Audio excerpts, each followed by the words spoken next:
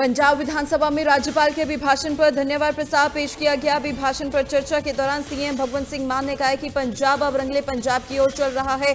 पंजाब की तरक्की की राह पर है। अब रंगले पंजाब के रंग दिखने लगे हैं। साथ ही सीएम मान ने कहा कि आम आदमी क्लिनिकों में 5 करोड़ की ओपीडी हो चुकी है। इनमें कई लोग ऐसे हैं जो 2-2 बार भी आ चुके हैं। इसके साथ ही उन्होंने कहा कि 10 लाख तक फ्री इलाज की योजना कनाडा में भी नहीं है, लेकिन पंजाब में हमारी सरकार ने ये कर दिखाया है।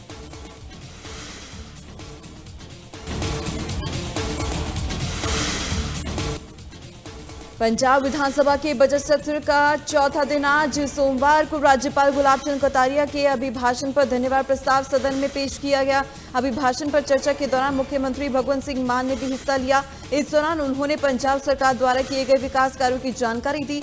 सीएम मान ने कहा है कि पंजाब अब रंगले पंजाब की ओर बढ़ रहा है और प्रदेश तरक्की की राह पर है, जिसके रंग अब दिखने लगे हैं।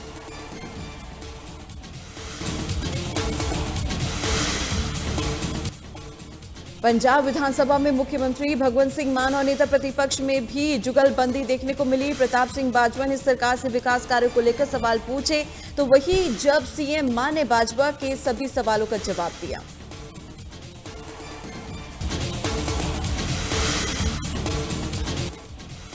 पंजाब सरकार ने 2,60,000 करोड़ का बजट पेश किया, जिसमें महिलाओं के लिए मुख्यमंत्री मावा दिया सत्कार योजना के तहत 1,000 रुपए की आर्थिक सहायता की घोषणा की गई। आप सांसद मलविंदर सिंह कंग ने बजट पर प्रतिक्रिया दी है और बजट को गारंटी पूरा करने वाला बजट बताया है।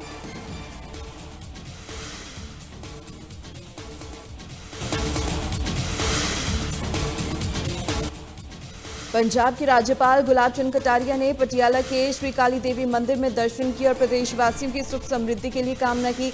मंदिर में दर्शन करने के बाद राज्यपाल गुलाब चंद कटारिया ने मीडिया से बातचीत की। इस मौके पर उन्होंने कहा कि ये प्राचीन मंदिर श्रद्धालुओं के लिए आस्था का केंद्र बन चुका है। मां काली की देश भर में खास मान्यता है।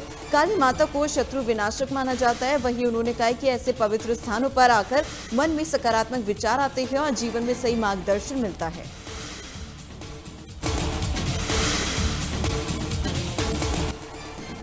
यूपीएससी सिविल सेवा परीक्षा 2025 का अंतिम परिणाम घोषित कर दिया गया। इसमें मानसा के धलेवा गांव की रहने वाली मनप्रीत कौर ने 136वीं रैंक हासिल कर जिले और परिवार का नाम रोशन किया है। दूसरे प्रयास में मिली सफलता के बाद उनके घर और इलाके में खुशी का माहौल है। वहीं मनप्रीत ने जानकारी देते हुए बताया कि यूपीएससी की कठिन परीक्षा को पास करने के लिए उन्होंने लगातार कड़ी मेहनत की है। आईपीएस अधिकारी बनकर वे जनता की सेवा करना चाहती है। लड़के लड़कियों में कोई भेदभाव नहीं होना चाहिए। सभी छात्रों को अपना लक्ष्य पता होना चाहिए, तभी आप अच्छे मुकाम तक पहुंच सकते हैं।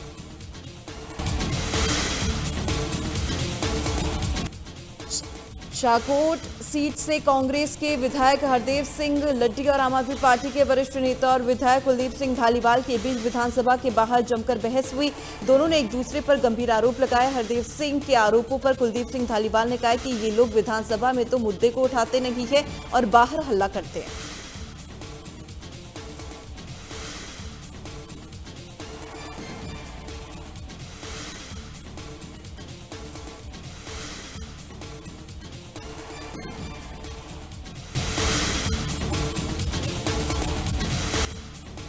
पंजाब के मुख्यमंत्री भगवंत सिंह मान ने सोमवार को गुरदासपुर में कई विकास कार्यों का शुभारंभ किया। इस दौरान उन्होंने दाना मंडी में जनसभा को संबोधित किया। इस मौके पर सीएम ने काहनूवान इलाके के लिए विभिन्न योजनाओं की घोषणा की। सीएम ने काहनूवान को सब डिवीजन बनाने की घोषणा की। इसके अलावा जिले में 2,569 लिंक सड़कों का निर्माण की भी घोषणा की। साथ ही उन्होंने यहां पर 500 सीटों वाला ऑडिटोरियम बनाने का भी ऐलान किया।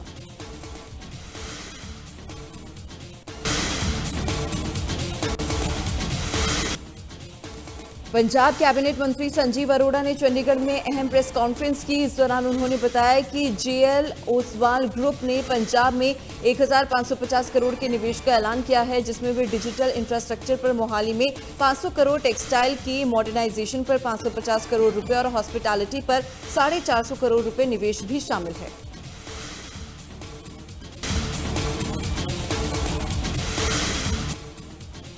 पंजाब कांग्रेस के एक प्रतिनिधिमंडल ने चंडीगढ़ में राज्यपाल गुलाब चंद कटारिया से मुलाकात की और पंजाब बजट को लेकर चर्चा की। इस दौरान उन्होंने सरकार की कई योजनाओं को लेकर भी राज्यपाल के सामने अपनी मांगे रखी।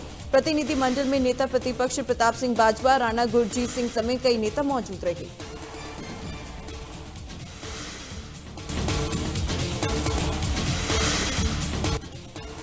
गुरुद्वारा श्री अंब साहिब की जमीन से जुड़े मामले में शिरोमणि गुरुद्वारा प्रबंधन कमेटी ने बड़ी कार्रवाई करते हुए सेक्रेटरी प्रताप सिंह को सस्पेंड कर दिया। ये फैसला सब कमेटी की जांच रिपोर्ट के आधार पर किया गया।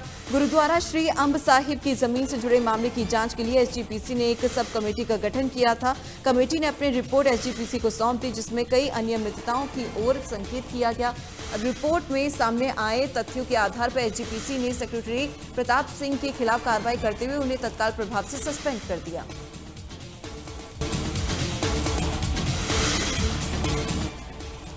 फगवाड़ा के सिविल अस्पताल में पुलिस पोस्ट पर ड्यूटी पर तैनात एएसआई की मौत का मामला सामने आया है। सूचना मिलते ही सिटी पुलिस मौके पर पहुंची और आगे की कार्रवाई शुरू कर दी गई। घटना की जानकारी देते हुए पुलिस अधिकारी ने बताया कि सूचना मिलने पर वो तुरंत घटनास्थल पर पहुंचे और मामले की जानकारी ली। मृतक की पहचान जगदीश सिंह के रूप में हुई है और उसकी मौत हार्ट अटैक की वजह से हुई।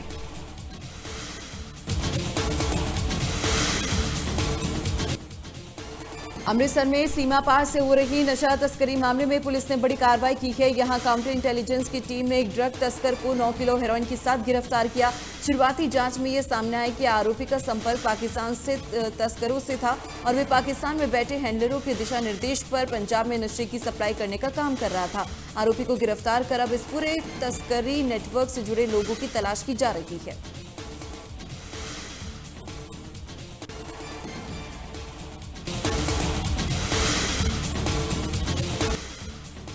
सीआईए स्टाफ 1 ने भटिंडा ब्लाइंड मर्डर केस को सुलझाने का दावा किया है। पुलिस ने कार्रवाई करते हुए एक आरोपी को गिरफ्तार किया। इसके अलावा वारदात में इस्तेमाल हथियार को भी बरामद किया है। मामले की जानकारी देते हुए पुलिस अधिकारी ने बताया कि मामले में पुलिस ने गुरदीप सिंह को गिरफ्तार किया। उसके कब्जे से बाइक और हथियार बरामद हुआ। आरोपी से पूछताछ में खुलासा हुआ कि पुश्तैनी जमीन के झगड़े को लेकर हत्या की वारदात को अंजाम दिया था।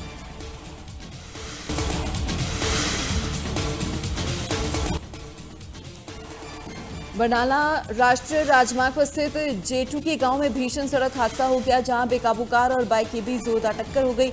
इस हादसे में कई लोग घायल भी हो गए। घायलों को नजदीकी अस्पताल में भर्ती कराया गया, लेकिन इलाज के दौरान 3 लोगों की मौत हो गई।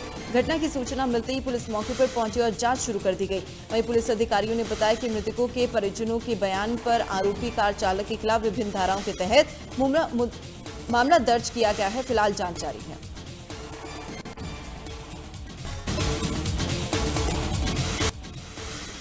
डबवाली में पुलिस ने नशे के कारोबार से बनाई गई तस्करों की अवैध संपत्ति को फ्रीज कर दिया। पुलिस का कहना है कि नशा तस्करों को अब सिर्फ जेल में बंद करने के साथ साथ उनकी अवैध कमाई से बनाई गई संपत्ति को भी कानून के दायरे में लाकर कार्रवाई की जा रही है। नशा विरोधी अभियान के तहत की गई इस बड़ी कार्रवाई के दौरान सिरसा जिले के गांव रघुवाना निवासी प्रगट सिंह उर्फ काका की अवैध संपत्ति को फ्रीज किया गया। पुलिस का कहना है कि आरोपी ने नशा तस्करी के जरिए करोड़ों की संपत्ति बनाई थी।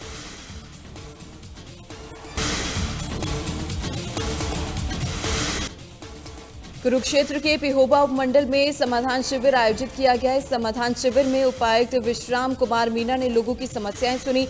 समस्याओं को सुनने के बाद उपायुक्त ने संबंधित विभागों के अधिकारियों को शिकायतों का जल्द निपटारा करने के आदेश दिए। वहीं उपायुक्त ने कहा है कि अब लोगों की समस्याओं को तकनीक के माध्यम से ट्रैक किया जाएगा और शिकायतकर्ता को पावती पत्र भी दिया जाएगा, जिसके आधार पर शिकायत दोबारा आने पर शिकायतकर्ता के समाधान स्टेटस को आसानी से चेक किया जाएगा। अब समाधान शिविरों में भी सभी विभागों के अधिकारी नागरिकों की समस्या मौके पर निपटारा करते हैं।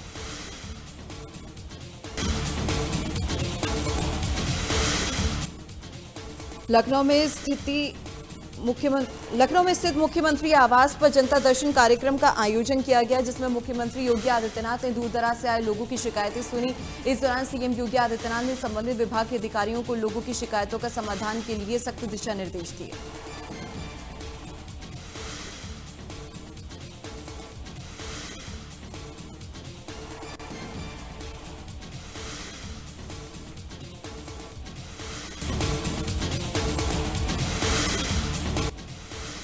उत्तराखंड की गैंसैंण स्थित विधानसभा में वित्तीय वर्ष 2026 से 27 का बजट पेश किया गया, जो पिछली बार से 10.41% ज्यादा है।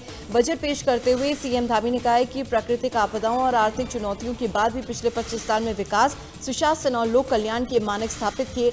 इसके अलावा सीएम धामी ने कहा है कि राज्य आंदोलन के दौरान घायल हुए आंदोलनकारियों की पेंशन प्रतिमाह 6,000 से बढ़ाकर 7,000 करने का प्रस्ताव किया गया है। साथ ही जेल में या घायल आंदोलनकारियों की पेंशन प्रतिमाह 4,500 से बढ़ाकर 5,500 रुपये किए जाने का प्रस्ताव रखा है।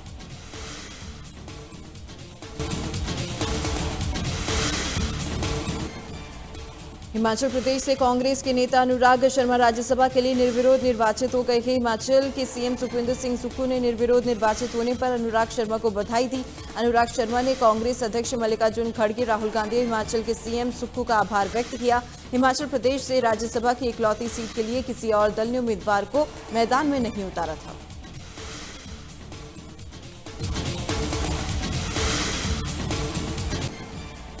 दिल्ली के अंबेडकर नगर में देर रात फायरिंग का मामला सामने आया है, जहां बाइक सवार अज्ञात आरोपियों ने एक युवक पर ताबड़तोड़ 5 राउंड फायरिंग की। वारदात के बाद सभी आरोपी मौके से फरार हो गए। हादसे में युवक बुरी तरीके से घायल हो गया। स्थानीय लोगों ने घायल को नजदीकी अस्पताल में भर्ती कराया। वहीं घटना की सूचना मिलते ही पुलिस मौके पर पहुंची और जांच शुरू की गई।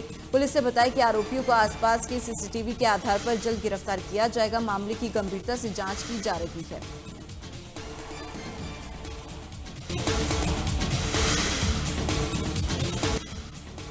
नेपाल में आयोजित हुए संसदीय चुनावों में राष्ट्रीय स्वतंत्र पार्टी ने शानदार प्रदर्शन करते हुए 125 सीटों पर जीत दर्ज की है।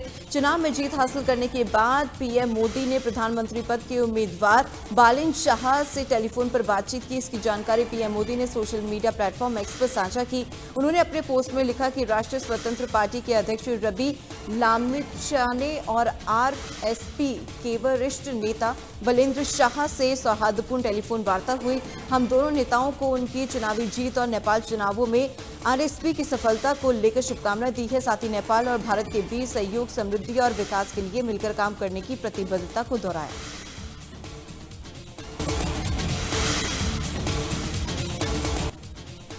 हिमाचल प्रदेश के नवनियुक्त राज्यपाल कविंद्र गुप्ता आज नए राज्यपाल के रूप में शपथ लेंगे। हिमाचल प्रदेश हाईकोर्ट के मुख्य न्यायाधीश उन्हें पद और गोपनीयता की शपथ दिलाएंगे। जानकारी के मुताबिक लोक भवन में दोपहर करीब 12 बजे शपथ ग्रहण समारोह आयोजित होगा, जिसमें मुख्यमंत्री सुखविंदर सिंह सुक्खू, मंत्रिमंडल के सदस्य, सेना, पुलिस अधिकारी और कई गणमान्य लोग मौजूद रहेंगे। हालांकि कविंद्र गुप्ता हिमाचल प्रदेश के 30वें राज्यपाल होंगे।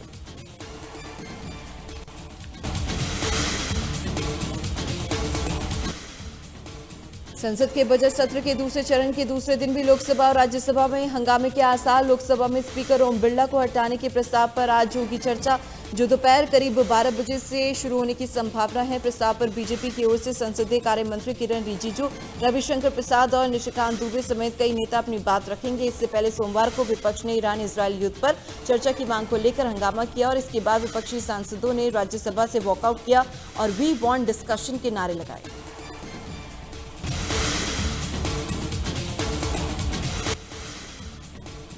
श्री माता वैष्णो देवी में इन दिनों श्रद्धालुओं की भारी भीड़ देखने को मिल रही है। होली के बाद श्रद्धालुओं की संख्या में लगातार बढ़ोतरी दर्ज की गई है, जहां प्रतिदिन करीब 20 से 25 हजार श्रद्धालु माता के दरबार में माथा टेकने पहुंच रहे हैं। इसके साथ ही यात्रा मार्ग में श्रद्धालुओं की लंबी लंबी कतारें देखी जा रही है। आगामी चैत्र नवरात्रि को देखते हुए श्रद्धालुओं की संख्या और बढ़ने की संभावना जताई जा रही है।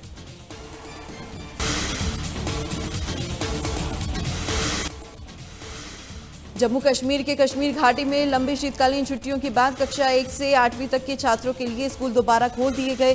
स्कूल खुलने के साथ ही प्राथमिक और माध्यमिक स्कूलों में शैक्षणिक गतिविधियां फिर से शुरू हो गई। इससे पहले 23 फरवरी को कक्षा 9 से 12वीं तक के छात्रों के लिए भी स्कूलों में पढ़ाई शुरू कर दी गई थी। लंबी छुट्टी के बाद स्कूल पहुंचने पर छात्रों में भारी उत्साह देखने को मिल रहा है।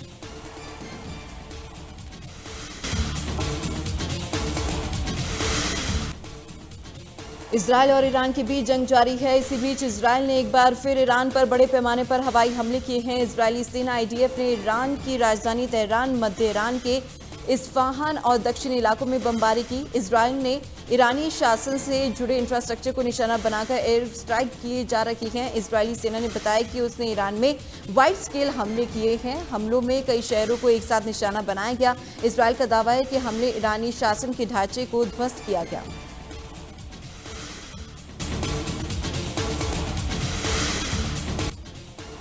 अमेरिकी राष्ट्रपति डोनाल्ड ट्रंप ने ईरान के supreme leader Mojtaba Hosseini Khamenei को सर्वोच्च नेता चुने जाने पर अपनी प्रतिक्रिया दी है। उन्होंने कहा है कि मुझे निराशा हुई क्योंकि हमें लगता है कि इससे देश में वही समस्याएं और बढ़ेंगी।